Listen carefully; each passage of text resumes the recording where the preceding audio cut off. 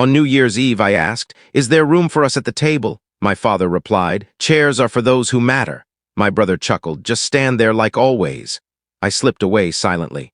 The next afternoon, my phone rang. It was my brother, his voice trembling. "I need $14,000 right now," I murmured. "Happy New Year, go ask those who matter." And then, there's a unique ache when the people you grew up with say such things. They know your joys, your childhood rooms, your deepest regrets. You don't expect warmth from strangers, but your own kin? That cuts deeper. All I wanted was one night together, one shared meal. A single evening where I wouldn't have to explain to my children why we always feel like outsiders in the house I once called home. For weeks, I'd asked, "Can we come over for New Year's? Should I bring dessert or drinks? Anything for the kids?" Their replies were curt, detached, as if answering was a chore. Still, I told myself I was overthinking it. I wanted it to work. For my twins, Lily and Jonah. They'd been excited about seeing their cousins all week. They helped me prepare a casserole, the one my mother used to love. They chose matching outfits, wrapped gifts in bright paper, and kept checking the window to see if it was time to leave.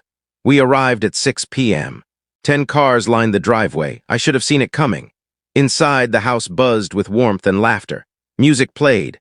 People sipped wine, voices overlapping. My mother's table sparkled with candles and cutlery. Every seat was occupied. My parents, both brothers, their wives, their kids, even neighbors, plates piled high. Wine bottles half empty, a joyful chaos, but no place for us, no plates. I stood there, casserole in hand, my kids trailing behind. No one glanced our way. I asked, "Is there room for us at the table?" My father didn't pause. "Chairs are for those who matter." My brother, Mark, by the fireplace, burst into laughter. "Just stand there like always." The room kept eating. That was it. I didn't argue. I didn't cause a scene. I set the casserole down, took my kids' hands, and we left. The cold outside stung more than I expected. We ended up at a diner off Route 9. A waitress in a sparkly New Year's headband brought the kids chocolate milk. I let them have waffles with ice cream. They called it the best night ever. I watched fireworks through the car window as they slept in the back, still clutching their gift bags. The next day, around 3 p.m., Mark called. I ignored the first call, then the second. By the third, I answered. He didn't ask about the night before, no apology, just a shaking voice. "Emily, I need $14,000 right now. It's life or death." I stayed silent. He rambled about a collapsed lung and uninsured procedure hospital demands for half up front. He said our parents couldn't help, that his wife, Natalie, had maxed out their cards. He was desperate. I whispered, "Happy New Year, Mark. Go ask those who matter."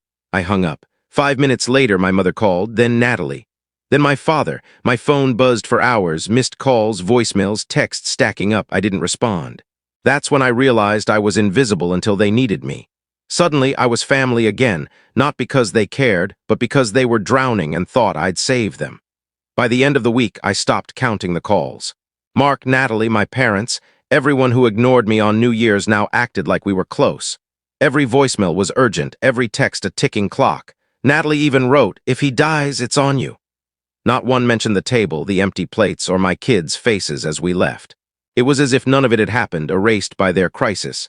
I stayed silent. I didn't reply but listened to every voicemail. Mark left one, voice ragged, saying, "I know I haven't been the best brother, I messed up. But this isn't about pride. It's life or death. They won't operate without payment. I have no one else." It shook me, not because I believed he'd changed, but because he was still my brother. Then Natalie sent a photo. Mark in a hospital gown, tubes in his nose, eyes shut. The message read, $14,000 or they send him home. No greeting, no context, just that. I stared at it for minutes, locked my phone, then unlocked it again. I don't know how long I sat there, torn. My father's voice echoed, "Chairs are for those who matter." Mark's laugh. But now he was the one hanging by a thread and I held the lifeline. I didn't sleep. The next morning, I dropped the kids at school and went to the bank. I transferred $7,000. It was more than I'd ever spent on anything outside my children. I called my mother to tell her. Her voice was relieved but cold. "No, thank you, just when's the rest coming?" I said that was all. She hung up. Mark called that night. "Thank you, Emily, you saved me. I'll pay you back, I swear, as soon as I'm out." He sounded sincere, but I didn't let myself feel anything. 2 weeks later, the surgery worked. Natalie posted a lengthy Facebook update full of hearts and hashtags like miracle and gratitude. She wrote, "We've weathered the storm. Thank you for the prayers and support. Family is everything." I read it 3 times. My name wasn't there. My help wasn't acknowledged. To the world, I didn't exist, just a shadow outside their glowing circle. I gave them a few weeks. I didn't ask for the money immediately, thinking they needed time to recover. Then I sent a polite message. Checking in, any idea when you can repay the $7,000? Things are tight here. Mark read it but didn't reply. I waited 2 days, then asked again. Natalie responded, saying they were struggling, Mark was still off work, and it was an emotionally fragile time. She asked if I could be understanding, and then requested more money, just a couple thousand for medications and rehab. That's when it hit me. They never intended to pay me back. To them, I wasn't a sister or family. I was a resource they could tap whenever they wanted. I replied with one word, no. No explanations, no emotion, just a closed door. I knew they'd call me selfish, say I didn't care if Mark died, that I was bitter over something as small as a dinner. But I knew the truth. I'd raised 2 kids alone, worked 2 jobs, survived years of being sidelined by my own family. I wasn't heartless. I wasn't foolish either. They thought they could take and vanish. They were about to learn what happens when the unimportant one says enough. After I told Natalie no, I expected quiet. Instead, it got worse. The next morning, my mother texted, I heard you refuse to help again. We're all struggling, Emily. Think of someone else for once. That word, again, like I hadn't already given half my savings to the people who left me standing at their table. I didn't respond. I thought that would end it. It didn't. Days later, Natalie showed up at my door unannounced, holding a box of store-bought cookies and a stiff smile. I opened the door just enough to hear her. She said she wanted to talk, that they were desperate, and she was sorry things were tense. She handed me the cookies, as if that fixed everything, then asked for $5,000 for Mark's ongoing recovery. She said the hospital bills were piling up. Insurance had failed them. I stood silent. She pressed on, you can help, I don't know why you're punishing us. I closed the door. 2 days later, Mark called. He didn't ask, he demanded. Said I owed him for saving me years ago, whatever that meant. Said family steps up. Said he'd give everything if our roles were reversed. I barely held back a laugh. Instead, I said, you won't get another penny. The next day, it escalated. My parents called a family meeting at their house, insisting I come to talk it out. I knew it was a trap, but I wanted to see how far they'd go. I left the twins with a neighbor and went after dinner. Walking in felt like stepping into a courtroom. My parents, Mark and Natalie, sat in the living room like judges, no pretense of peace. My mother started, it's time you stop holding this money over us. I stayed quiet, letting them unravel.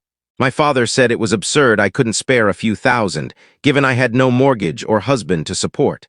Mark talked about family loyalty. Natalie pulled out a notebook of expenses like I was a loan officer. I waited until they finished.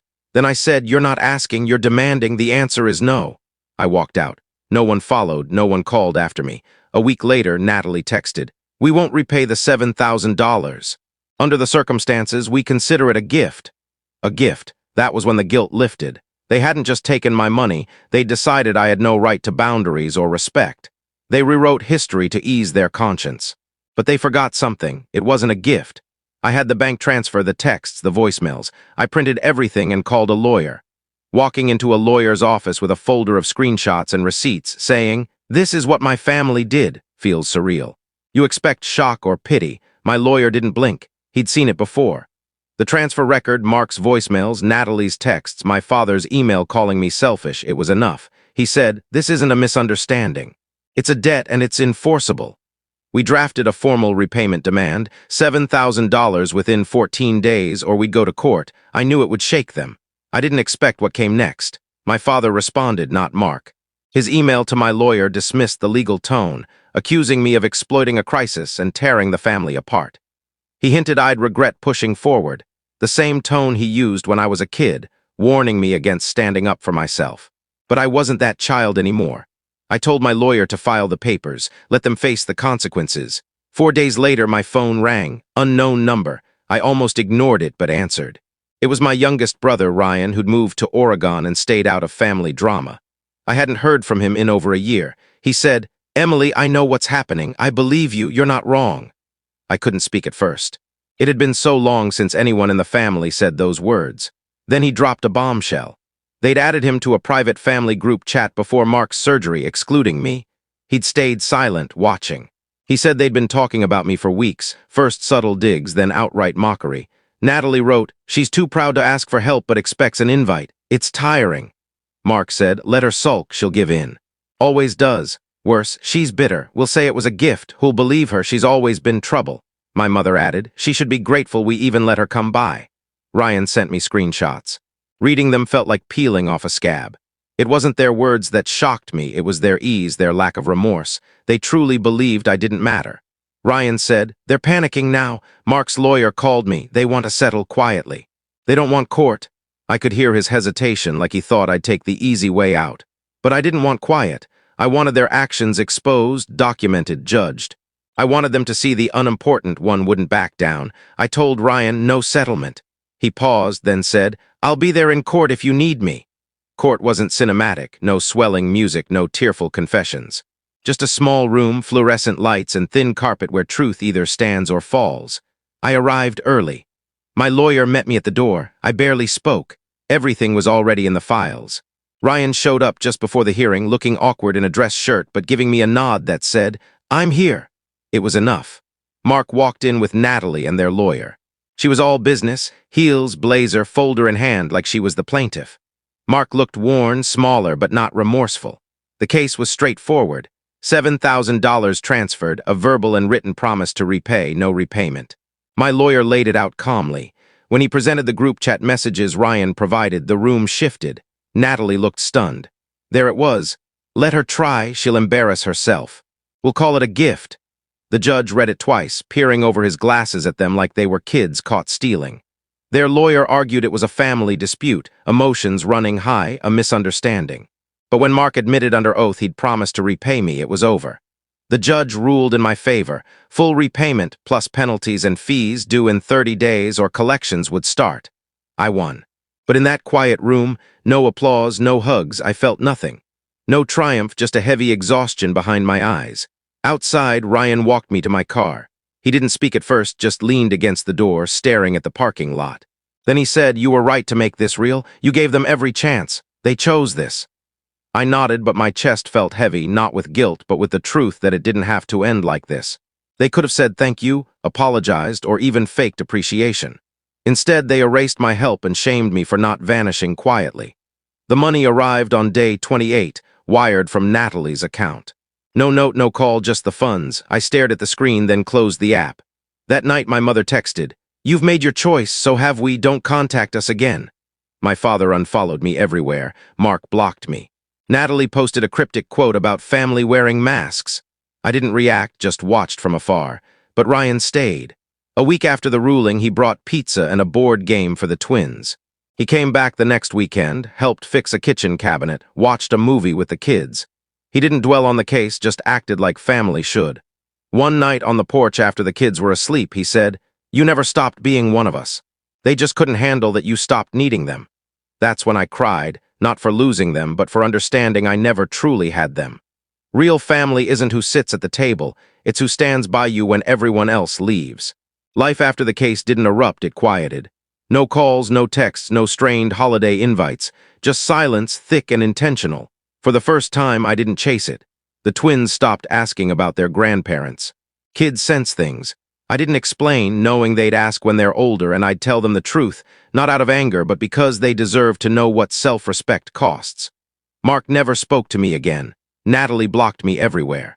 My parents sided with them, no surprise. What hurt was realizing they'd been waiting for a reason to cut me out entirely. They didn't want me to stand up. They wanted me quiet, grateful for scraps. But I wasn't starving anymore. Months passed, then a season. Ryan stayed close, visiting often, helping with small things, bringing gifts for the kids, not out of pity but presence. One night while assembling a second-hand bookshelf, I half-joked, "Will they ever talk to me again?" He didn't laugh. "Do you want them to?" he asked. I didn't answer, but his question lingered. The pain wasn't just losing them, it was accepting they never truly saw me. They loved the version of me that stayed small, brought casseroles, and asked for nothing. When I stepped out of that role, their illusion shattered. Around then, I used my savings to move us to a slightly bigger apartment. Nothing grand, but the twins got their own rooms. I painted Jonah's blue, Lily's yellow. We chose curtains together. It felt like building something ours. I took on more freelance work, tightened our budget, worked hard, but it was honest work, building a life, not begging for a seat. Then an envelope arrived, no return address, no note, just a $1,000 money order. In the corner, Mark's handwriting. From me, not her. It wasn't enough to change anything, wasn't an apology, but it wasn't nothing. It sat in the gray space of broken people who can't say sorry but want to be noticed. I put it in a drawer, uncashed, unanswered. I didn't need his money. I needed him to understand. And $1,000 didn't buy that. The holidays passed. No cards, no calls. I didn't expect them. Ryan came on Christmas Eve with gifts for the twins, built a Lego set with them, stayed until midnight. We watched snow fall, sipped peppermint tea, and talked quietly. It was peace, someone choosing to stay. I asked why he'd never picked a side before. He said, "I thought we were all on the same team. I was wrong. I won't make that mistake again." I didn't cry then, but later, seeing the kids asleep under the tree lights, I felt it all. Hurt, release, closure. They didn't give me a seat, so I made one. For me, my kids, and anyone who chooses love over silence. No one can take that away. Sometimes I drive past my parents' neighborhood, not on purpose. I feel nothing, no anger, no longing, just stillness, like passing a house you once lived in, now someone else's. I wonder if Mark reflects, if Natalie feels a pang seeing my kids' photos. I doubt it. People like them rewrite stories fast, making themselves heroes where they never bled. But I'm done reshaping myself for their comfort. I have enough now, not in my bank, but in the mirror, in my kids' laughter, in Ryan's presence, in a home we built. Every New Year's Eve, I set 3 chairs, not expecting guests, but because we don't stand and watch anymore. We sit. We belong right here.